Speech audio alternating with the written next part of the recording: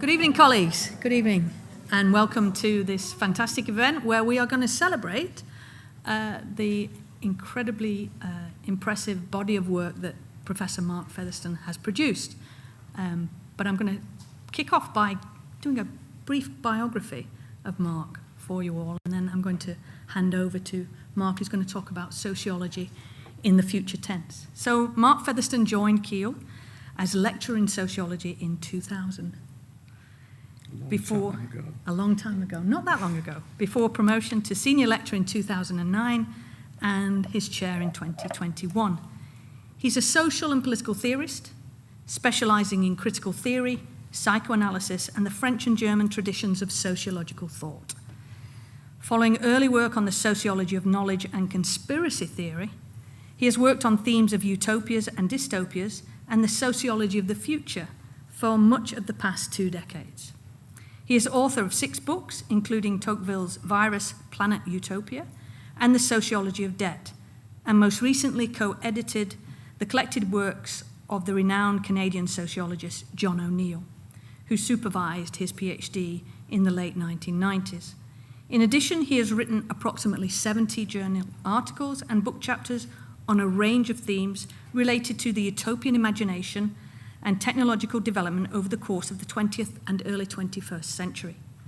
Beyond his own books and articles, Mark is also editor of the Duke University Cultural Theory journal, Cultural Politics, and sits on the editorial board of a number of other journals in sociology and other social sciences. These include the Sociological Review, where he sits on the board of trustees, Sociology, Theory, Culture and Society, the Journal of Classical Sociology, and International Journal for the Semiotics of Law. Given his work on the psychological impacts of social and economic transformation using psychoanalytic theory, he became a member of the British Psychoanalytic Council in 2021. Apart from teaching at Keele, he also has worked and taught at a number of universities in Canada, for example, York University in Toronto, as well as Yokohama University and Tokyo University in Japan. His current work is concerned with the sociology of the future, understanding how the idea of utopia was transformed in the post-World War II period by the rise of cybernetics and computation, working through the consequences of the development of technology in the age of Anthropocene, and thinking about the role of the university in promoting human futures. To this end, he is currently engaged with writing a monograph on the work of the late French theorist Bernard Stiegler, the concept of the Anthropocene, I hope I've said that right, and the sociology of energy for MIT Press. So without further ado, I'm going to hand over to Professor Mark Featherstone. Thank you. Okay, thank you, Jenna.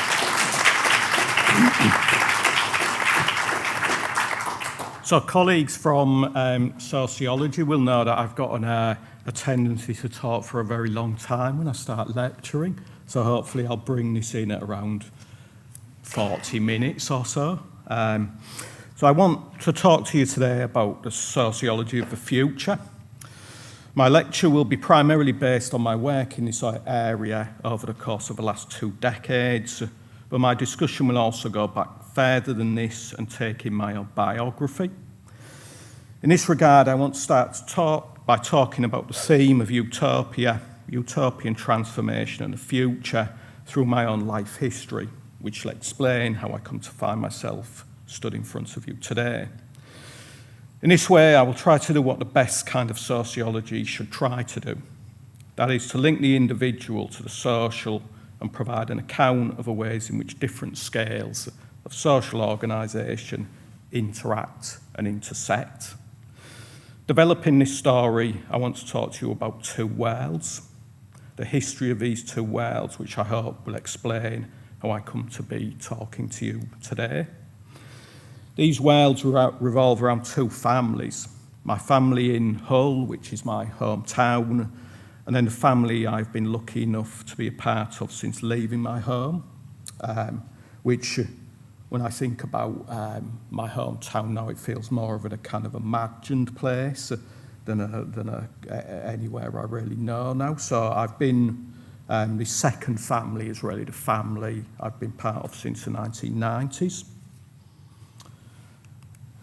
But before I begin talking about my biography, let me explain how I plan to structure my talk today. In order to explain my work on sociology of the future, I divide my talk into roughly 3 sections, which will illustrate, first, an individualistic micro-sociological idea of a way we can think about the future. As this is an inaugural lecture, I'm my own case study for this section. Second, I want to talk to you about the development of my early work, including my writing about conspiracy theory, moving on to discuss my studies of the future, utopias and dystopias up to 2010. Third, I want to talk about more recent work on the development of ideas of the future and utopianism up to the present. And finally, given this is a lecture on the future, I'm going to try to suggest what might happen next. This final part will take in what I see as key to the development of the idea of the future over history. So I'm going to talk about ancient theological versions of the future through modern utopian ideas up to cybernetic futurism, which I want to suggest has produced a new state of catastrophism, where we are radically unable to imagine alternative futures that look sociologically very different from the present. Now, let me begin by talking to you about my own story, which will, I hope, say something about the sociology of the future from an individualistic point of view. In sociology, we talk about this in terms of micro-sociology, which is centrally focused upon the way the individual is kind of sutured or stitched into a social world through personal interactions, personal history, and engagement with institutions. So as I said, in this instance, I am my own case study, and the history of the future is about my place moving between specifically 2 different worlds. Talking about these 2 worlds, I should start by telling you that it really is quite a surprise for me to find myself talking to you today in this context. If the present is a product of the interaction of understandings of the past and an intentional projection into the future, which is really how the philosopher Jean-Paul Sartre thinks about the way we move through time in terms of a relationship between past, present and future, and a kind of, he says we have an intentional kind of direction through time.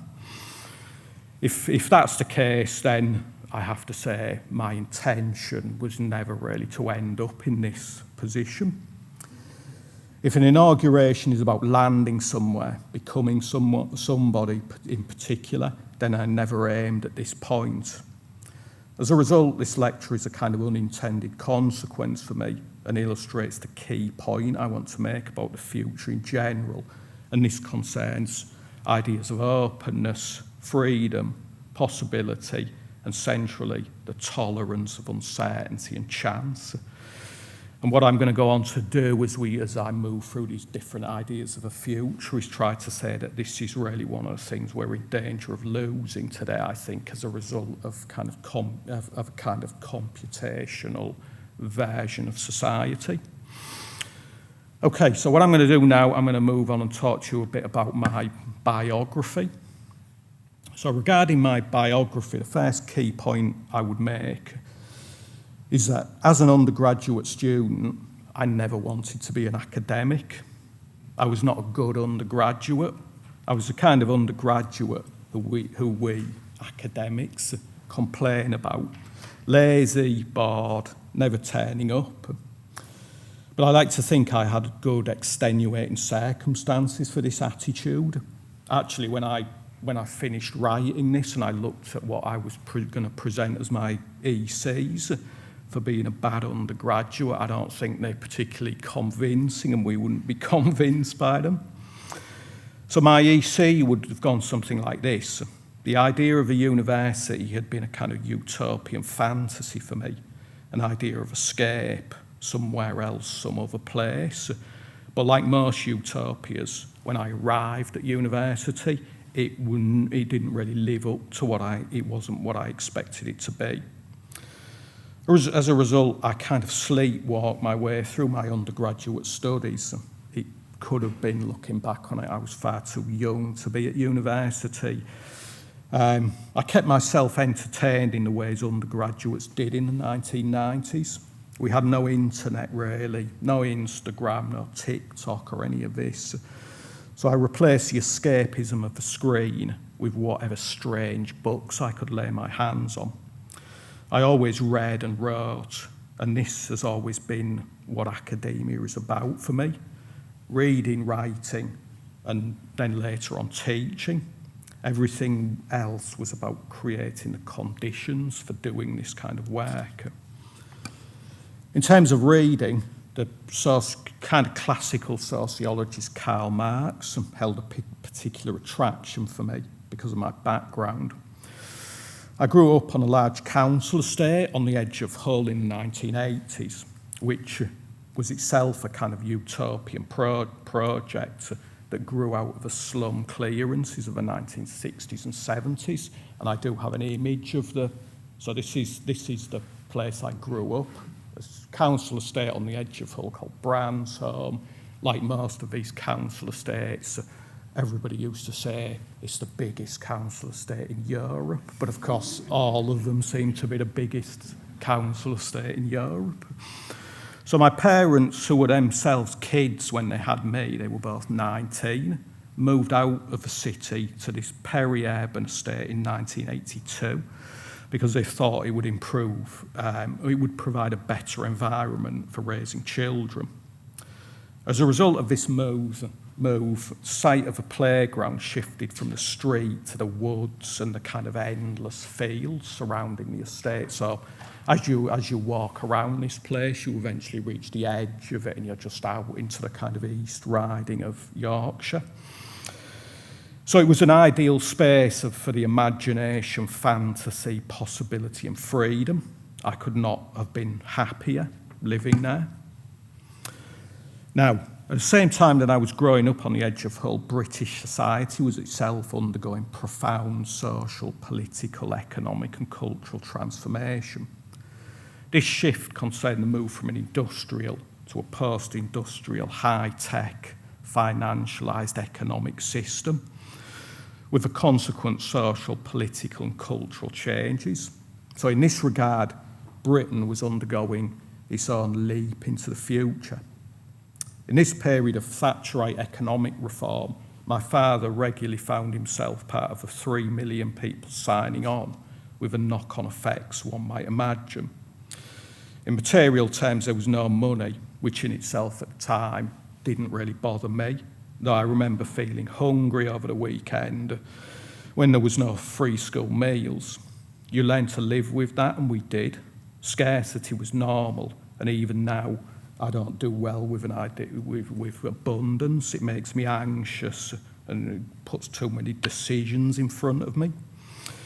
So in many respects, this context was my introduction to sociology and the idea of class. I learned everything I needed to know about what was then called a DSS, and in a more general sense, bureaucracy and the state, but also listened to endless conversations about social class, exclusion and inequality. Later, when it became clear that the class war was over, the mid-1980s really, and I began to see the psychological impacts of unemployment upon my own family and the community in a wider sense, I started to form a view about how a society should function and what kinds of things it should prioritise. I began to realise there was more to sociology than just inequality. I started to understand what happens when a sense of justice or injustice, anger and fight is replaced by despair, depression and hopelessness. As Britain moved into the future, many of the people I knew seemed to live lives characterised by a radical lack of any sense of a future or possibility. This is a problem that's stuck with me, the ways in which the future is unequally distributed and access is limited by systems of social stratification. Eventually, these kind of ideas would result in my interest in social and psychological theory and the intersection of these kind of ideas, the way we imagine futures on a social level and how these imaginaries can make real differences to people's lives. Of course, growing up in this environment, I was not immune to the feelings of needing to escape. There had to be more to life than the estate and Hull, which by now was starting to feel like a kind of futureless, dead zone to me. Now, education was always my escape route. I think it is for many people. Having started out in Catholic school, where we were very much socialised into a life of self-discipline, self-regulation and related transgressions, I could apply myself and I understood the meaning of hard work. I had this going for me, that and a desire to escape and a belief in the future that is probably common to all young people. What a sociologist, a key sociologist of utopia, Ernst Bloch, calls the principle of hope. Later I come to understand that there's a very clear connection between education, possibility and realising the future. This connection has always been there. From the very beginning, we learn in order to better understand our environment, interact with it in ways which are predictable and, in a sense, kind of manage our own progress into the future. As my work in psychoanalysis and psychotherapy taught me, this holds from the earliest stages of child development, where we cry in order to produce particular outcomes, through schooling, up to higher education, where we study the world in order to understand it, with a view to trying to influence it in some way.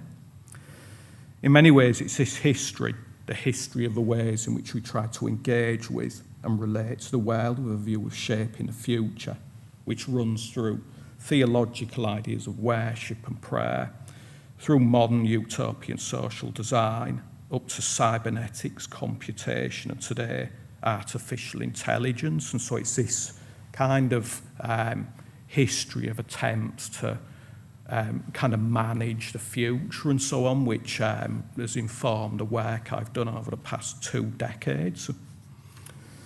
So from the invention of the very first educational institutions, the ancient Greek academy, education was about contemplating and studying the unknown and the infinite.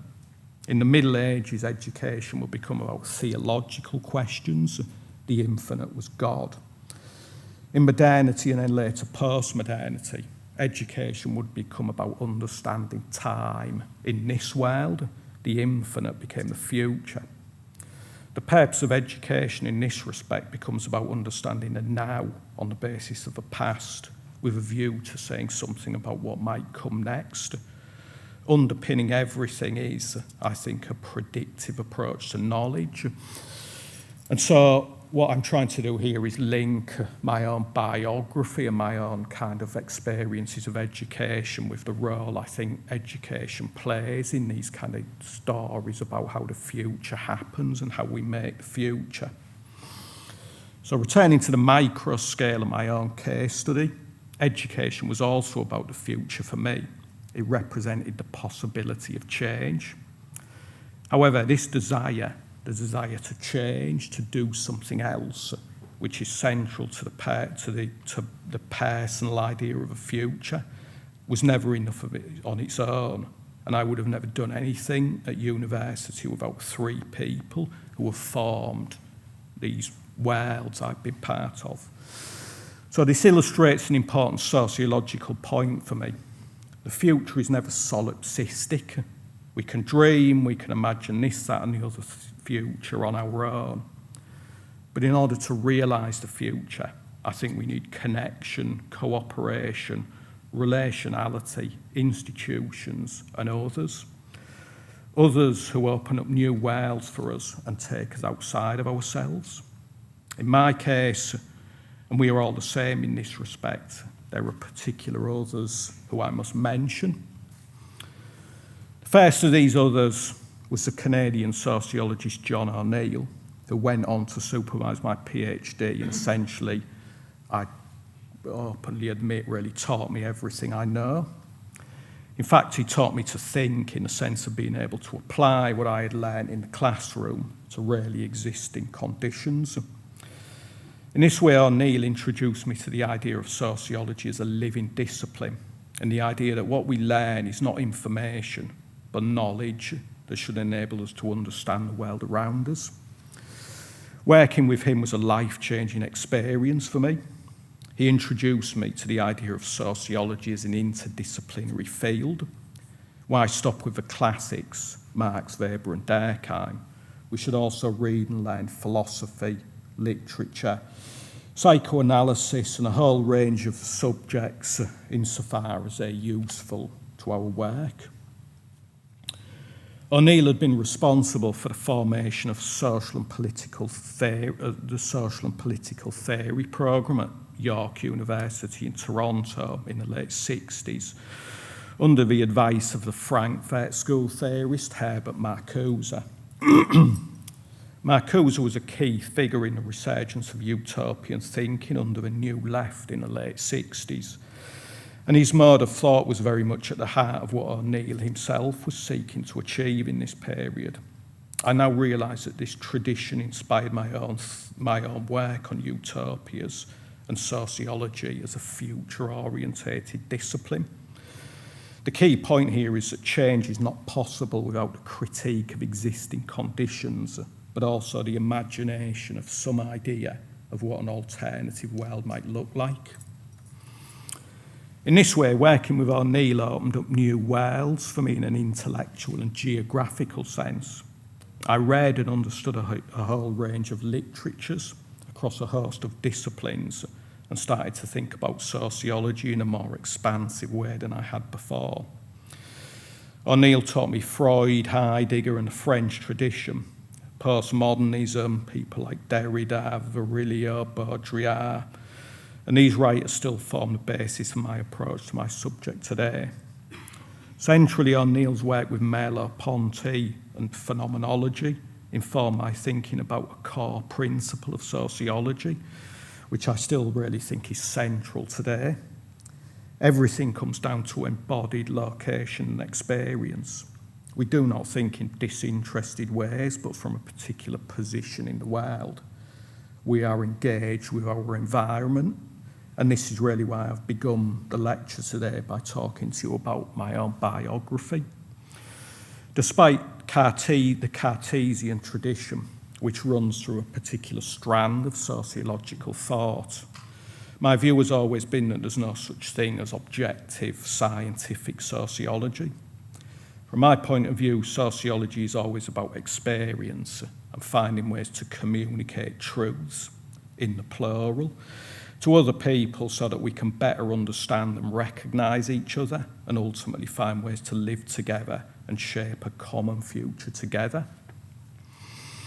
Now, beyond my intellectual development then, O'Neill's influence led me to work in Toronto, a period of teaching in Yokohama and Japan, and also spending time in Beijing.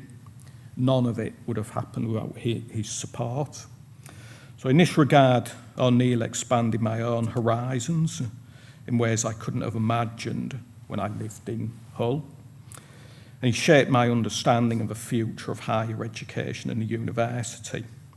That's to say that I believe the university should be a space of transformation, desire, hope, and expanding horizons. It should be a future-oriented place, a kind of utopia. This is really then what I learned from O'Neill. Now, apart from O'Neill's influence, the other person who brought me to where I am now is, and I'm afraid I'm going to embarrass you, Siobhan. The other person I have to mention is Siobhan Holohan. If O'Neill was my intellectual inspiration, Siobhan has offered constant love and support over the course of the last 25 years, and I couldn't have done anything I've done in that period without her. We returned from Japan in 2005 without son Patrick, and another world opened up for me, the world of fatherhood and parenthood. While O'Neill opened up future trajectories for me in an intellectual sense, Siobhan and Paddy have done exactly the same thing for me in the most profound sense of building and experiencing the world together. We have made our own future. Of course, the whole point of sociology is that the individual is formed in social interaction. There is no individual without its others. As a result, I want to make the point that I would not be here talking to you today without the support of love and support of other people. In this regard, I must also mention Keele, which has provided a space for me to develop my work over the course of the last 2 decades, and my colleagues here and elsewhere who have contributed to my thinking. They're too numerous to mention, but of course they know who they are. Now, when I arrived at Keele in my late 20s, I was concerned with the study of conspiracy theory and esoteric postmodern belief systems in post-World War II America.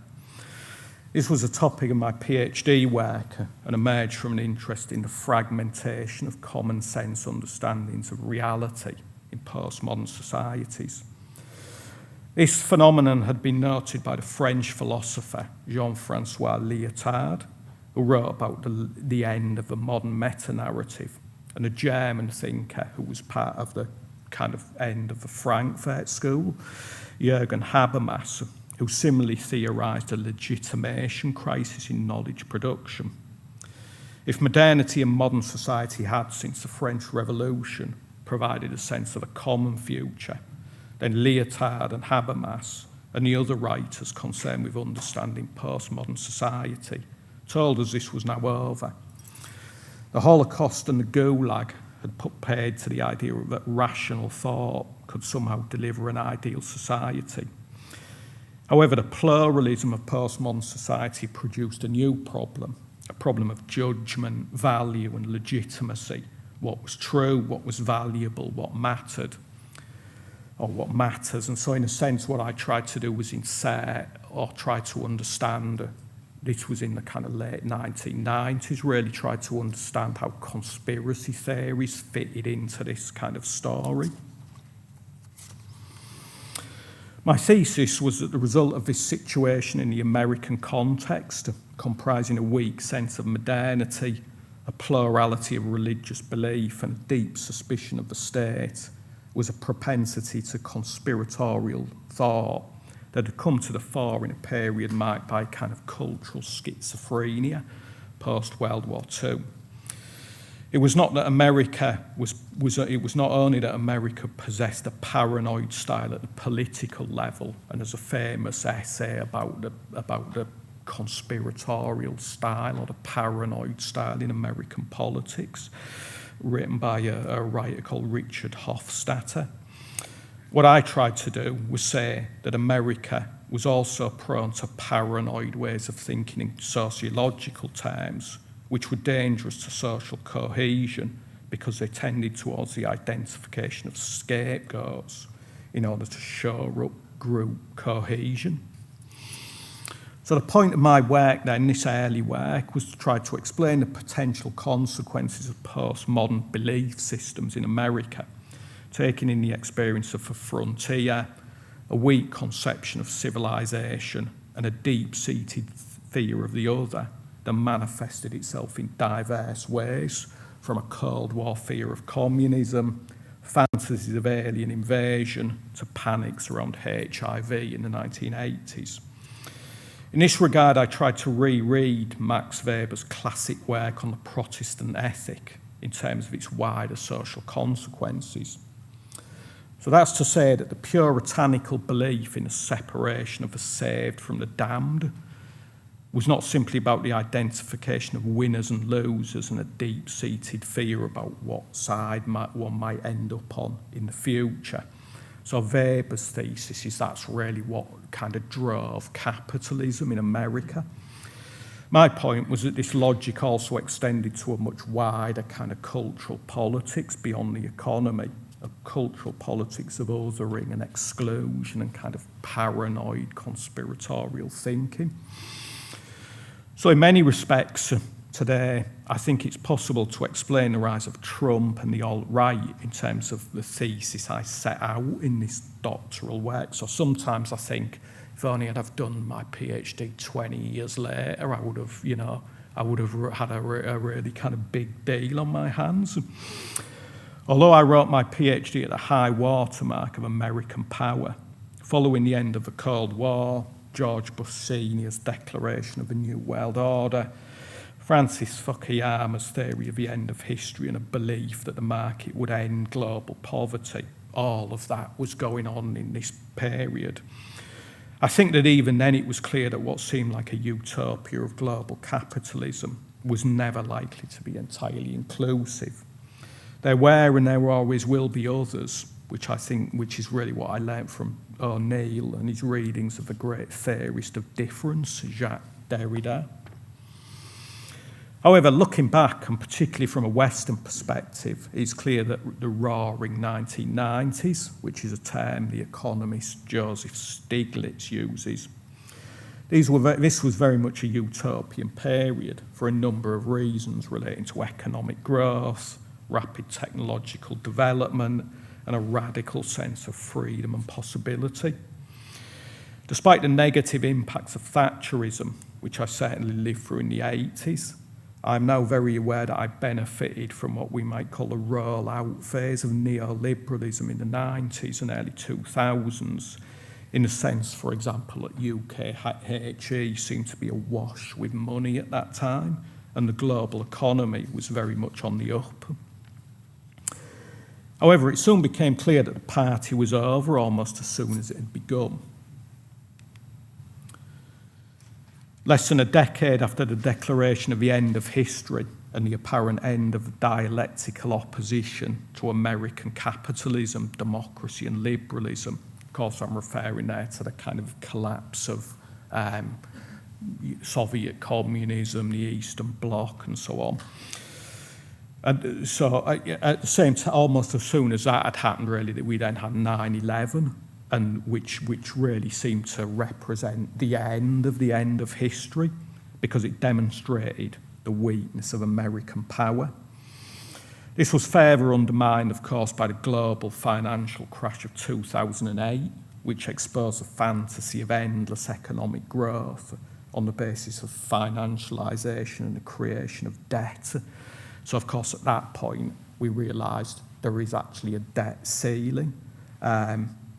And so, you know, one of the books I wrote more recently on the sociology of debt was about these processes of financialisation and how we realised, you know, debt isn't kind of infinite. There's some point where it has to be repaid.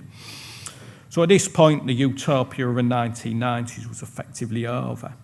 I think we're now living in the wreckage of those utopian ideas, in the sense that the failed hopes of the 90s and globalisation are still with us in a negative sense.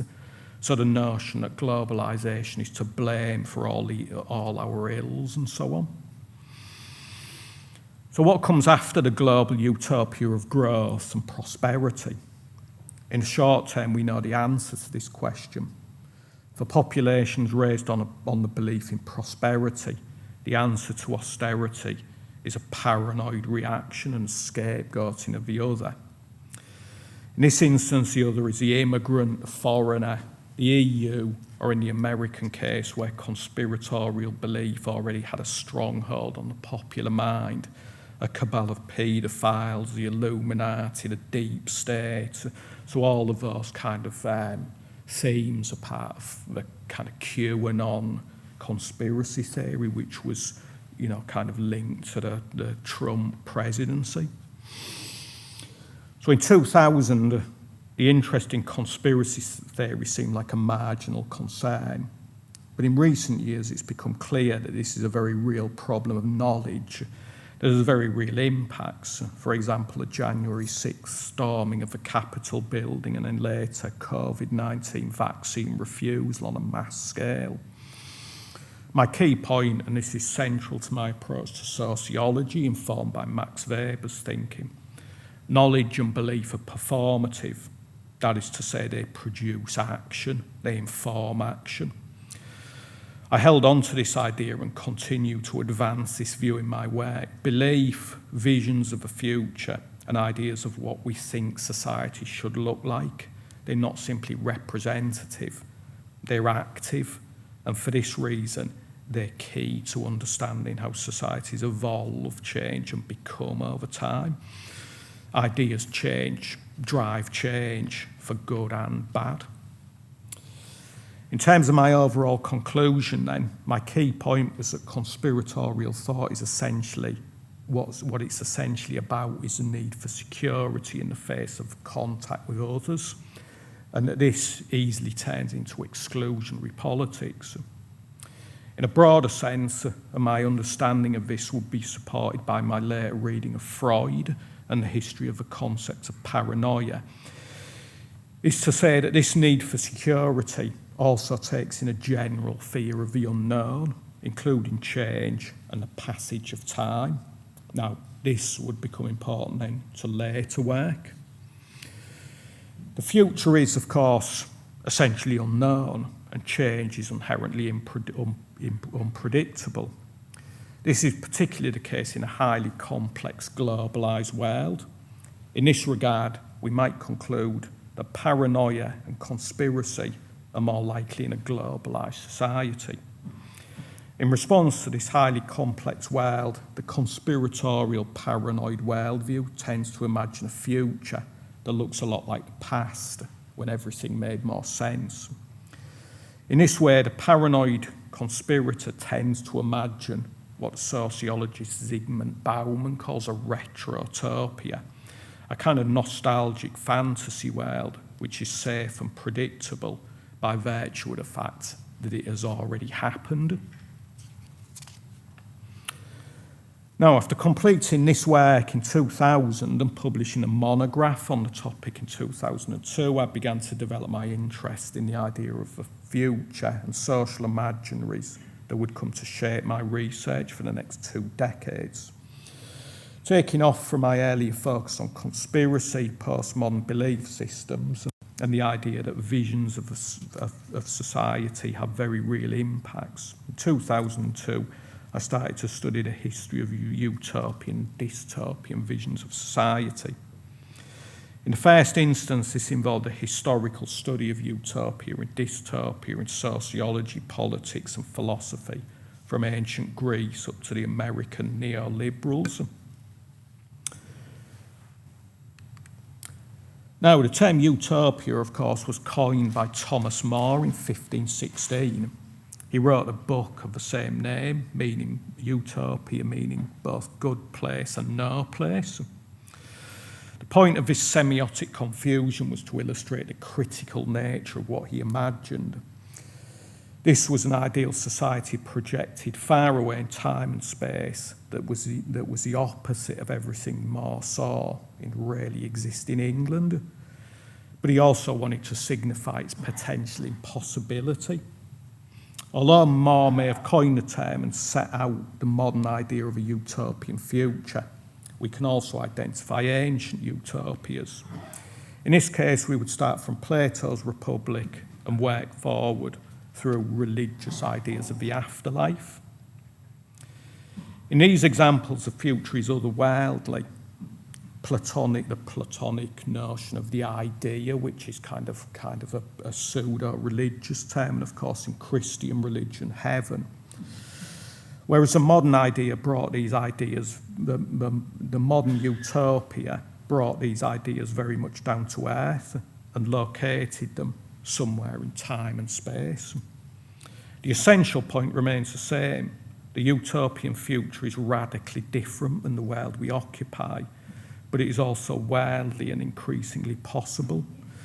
And so I think the history of utopian thinking from Thomas More to Karl Marx, who were, I think, the key modern utopian thinkers, is really about realising utopia. And of course, with Marx, you get to the point where in the mid-20th century, most of the world's population lived in societies kind of informed by Marxist ideas.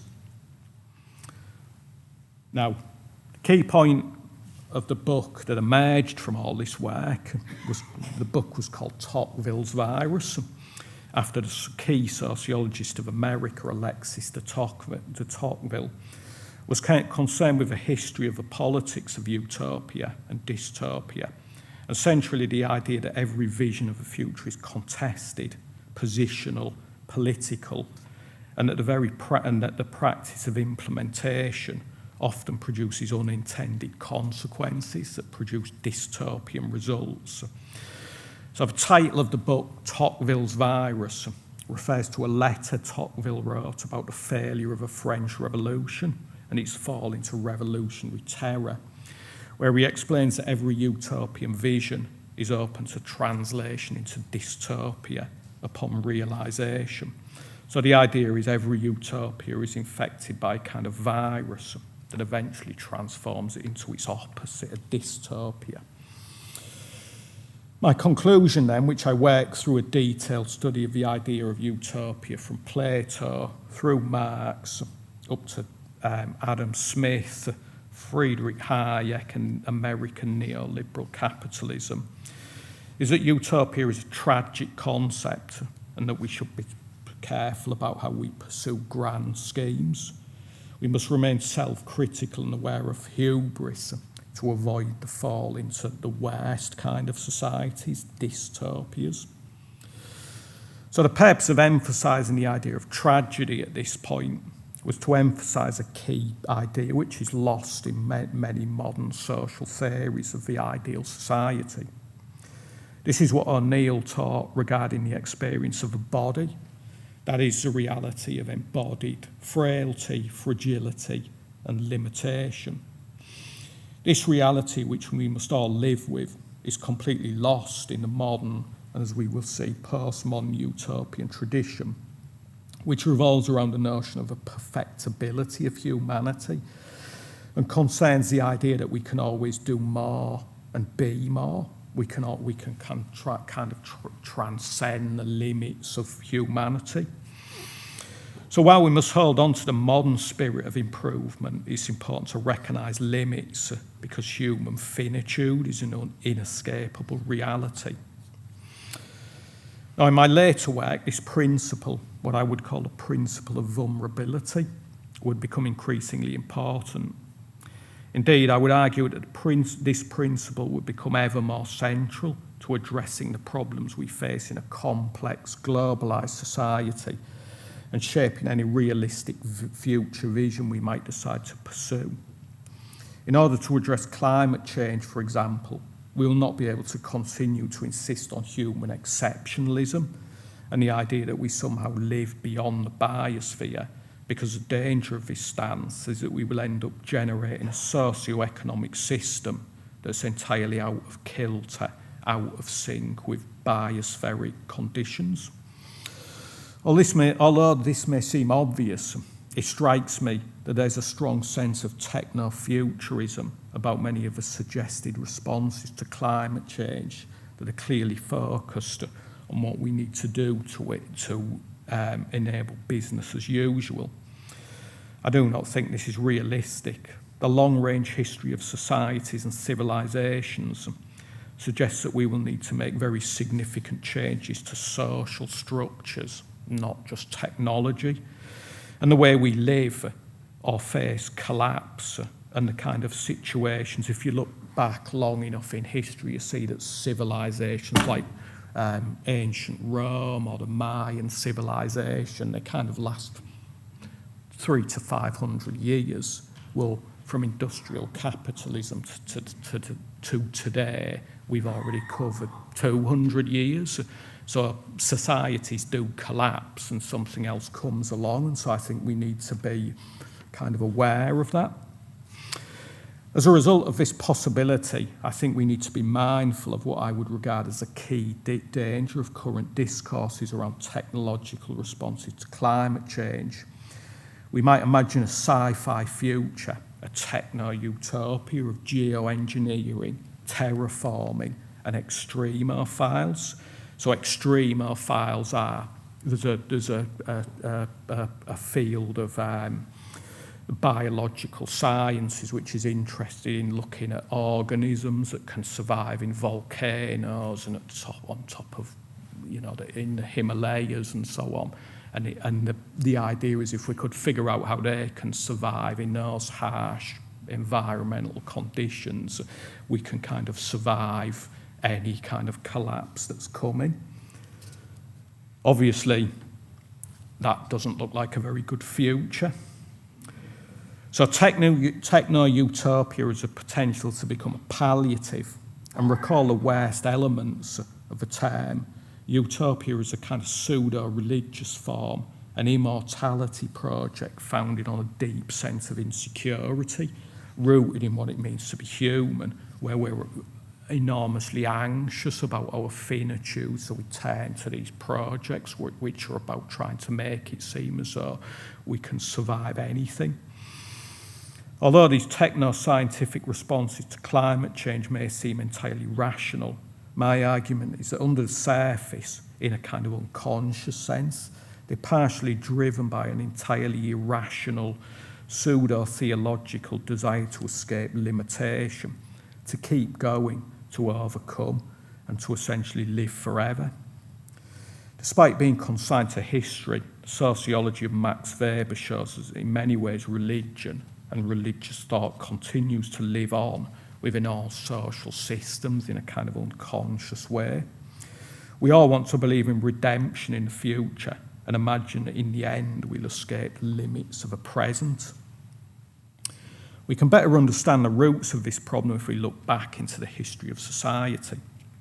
In medieval society, the social world was organised around theological belief. The future was God-given and would essentially look much like the present, which tended to look like the past. Processes of secularisation, represented by the rise of science and revolutionary attacks on the old regimes, changed all of this and resulted in situations where humans were seen to be in control of their own fate.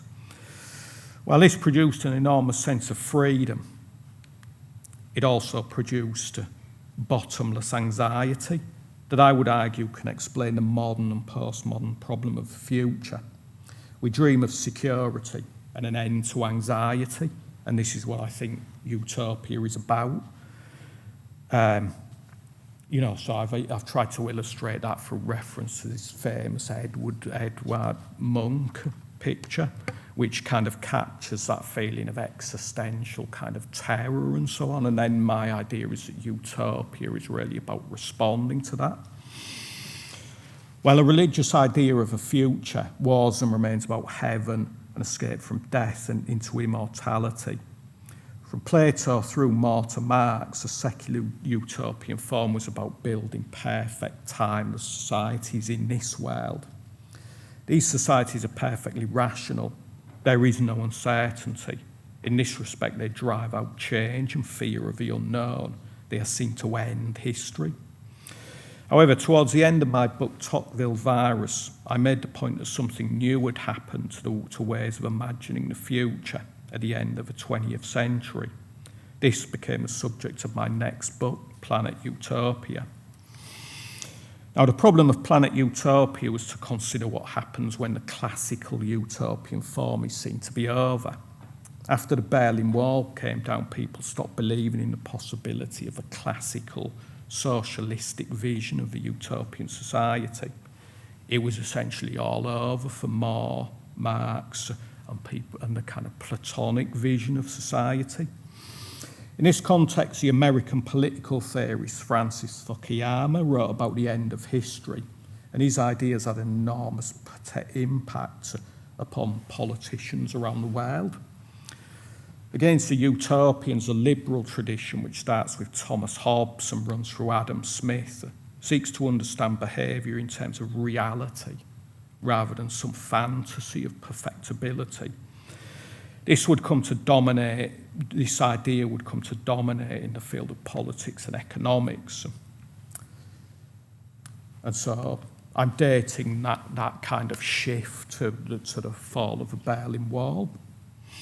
Now, the result of this situation was that somewhat paradoxically, George Bush Jr. and Tony Blair saw the liberal capitalist end of history as a signal that the Anglo-American model needed to be globalised in the Middle East and everywhere else. This was the future, a future exactly like the present, and in this way a kind of timeless, spaceless, globalised utopia of endless mobility. The endless circulation of money and people became a kind of globalised utopia at this point. So I wrote about this in terms of a new stage of utopia, a utopia of mobility, a kinetic utopia. I think that we're now living in the ruins of this failed idea today. Nobody believes in the American-led vision of global capitalism these days. It's a zombie idea, dead, but staggering on, blocking any real change, even though it's clear that what we most need is structural transformation. Now, this is bringing me to the last few slides now. However, moving on is easier said than done. Why?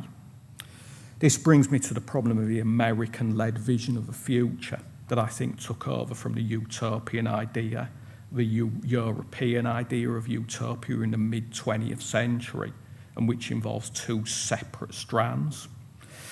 In economic terms, Marx and the idea of a planned future was discarded in favour of individualism and a socio-economic system premised on the ideas of Adam Smith and Friedrich Hayek. The whole point of this approach, the invisible hand, or what Hayek talks about in terms of its economy as a self-organising system, the whole point of it was that nobody's in charge. So it's the principle is called methodological individualism. So the idea of that was supposed to break with the authoritarianism of people like Marx and so on. However, the other strand of the American model brought planning and control very much back into the system, cybernetics, computation, and the calculation of a future, eventually leading to where we are now, artificial intelligence. Now, let me finish off then by saying a little bit more about the emergence of this new calculative approach to the future. Beyond the modern utopia of Moore and Marx, a utopia premised on the imagination, a new way of thinking about the future began to emerge in the 1940s and 1950s. While the communists hung on to the idea of utopia, a dialectical vision of utopia, a new way of calculating the future began to emerge in Cold War America, what we talk about in terms of future studies. This began with the theory of cybernetics and the work of Claude Shannon and Norbert V. Wiener, and eventually led to the rise of a computational society we live in today. The purpose of a cybernetic model of calculating the future was about command and control and understanding human behaviour in relation to environmental stimuli. We can trace the lineage of this model from Claude Shannon, Norbert Wiener and B.F. Skinner through to John von Neumann, up to more recent writers such as Alex Petland, who write about social physics and behaviour modification. In its most advanced form, this is the serious sociological problem with this approach can be illustrated by what Claude Shannon designed in terms of what he called a perfect machine. And the perfect machine is a kind of desk toy which he designed for himself, and it has one purpose. You switch the machine on and it switches itself off, and it doesn't do anything else. So the idea is that it's just it performs one function, so it kind of short circuits itself. So my argument is that captures something about the problem of this cybernetic idea of a future. It's got kind of what's called path dependency built into it. Of course, the problems with this model have become increasingly clear in recent years. In the 1990s, the Silicon Valley technological model represented a cyber utopia, a space of radical freedom. It's now a dark place of data harvesting, algorithmic control and domination. that cancels possibility. In this regard, we confront the problem of a social and political imagination today and our ability or inability to think the future in a world characterised by calculation and instrumental rationality. This problem is exacerbated by the network nature of our social reality and the speed of connection and interconnection. In the past, we lived in a world defined by linear or dialectical change, which enabled us to make sense of a present in terms of a past with a view to planning the future and so on. This is much more difficult today in the age of complexity, where everything is networked by computational speeds that defy the slowness of human thinking. So based upon this theory of acceleration, my key point in Planet Utopia was that our ability to think in time is becoming unhinged. Change happens to us. It's no longer the product of what sociologists call social action. The result of this situation is that we slip into a state of temporal disorientation and we lose our ability to imagine a social and political future. On an individual level, we can no longer think about our personal futures. There's too much turbulence, with the effect that we see the rapid expansion of all kinds of psychopathologies relating to uncertainty. So that produces anxiety in people, and then a lack of possibility for change, which produces kind of conditions like depression. We already know these issues are particularly problematic in the young, simply because their future is at once more open because they're young, but equally has the potential then to be more closed, and therefore they experience a kind of sense of hopelessness. How can we respond to this situation? The answer is we need to find ways to impose some sense of order upon events which seem otherwise chaotic, which is in many ways what sociology has always been about.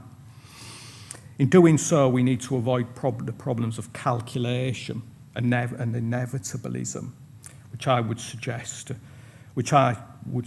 is what the cybernetic future of a post-war period has produced. In this regard, we need to find a middle ground between chaos and absolute determinism.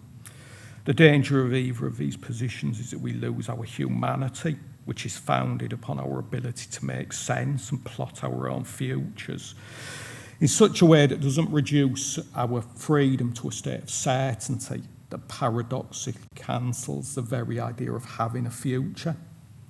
In this way, it becomes vitally important to educate the young in methods for planning for future planning, structure, organisation, and a tolerance of uncertainty and chance. Chaos and certainty are equally dystopian alternatives. And so this is now the conclusion, and I'll be quick. So in conclusion, I want to end by sketching out the problem of the future today. Nobody believes in utopias in contemporary society. The modern belief in utopia has now given way to a depressive sense of our complete and utter lack of control over the future. And this produces a sense of dystopia and then catastrophism. Evidence of this focus on catastrophe is clear in the rise of think tanks and research centres at universities focused on the study of disaster, collapse and extinction. Cambridge has a centre for the study of existential risk. Oxford has a Future of Humanity study, Humanity Institute. Princeton has a global systemic risk project. These think tanks and centres are all about studying the potential futures of climate change and artificial intelligence, where disaster is always just round the corner. We now no longer imagine a future marked by progress and development, a positive imaginary, but we find ourselves haunted by catastrophic scenarios concerned with disaster and threats of extinction. If climate change doesn't kill us, our own technology will put an end to us. We're caught in a nightmarish situation between nature and culture that seem equally hostile to a positive human future. We look at the future and we imagine the apocalypse, leading to my conclusion that what is required now more than ever before is a new kind of sociology. A sociology capable of designing society as a kind of resistance and a response to what I would call a grave new world.